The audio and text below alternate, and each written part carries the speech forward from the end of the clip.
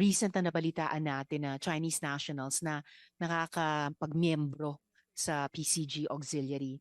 So noong 2024 pa lang, na-expose sa pagdinig ng House of Representatives Committee on Transportation yung issue ng pagpasok o infiltration ng foreign individuals sa Philippine Coast Guard.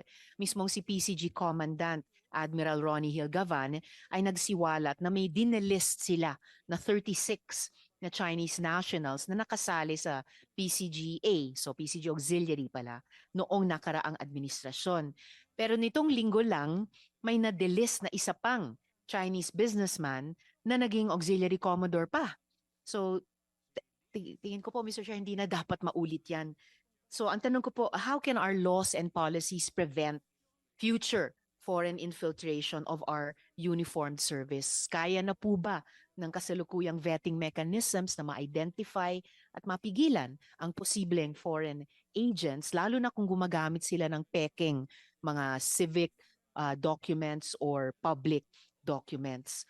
At nakompromiso na ba kaya nitong Chinese nationals na nakapasok sa PCG Auxiliary ang operational security ng Philippine Coast Guard mismo at pati ng Navy, Mr. Chair? I think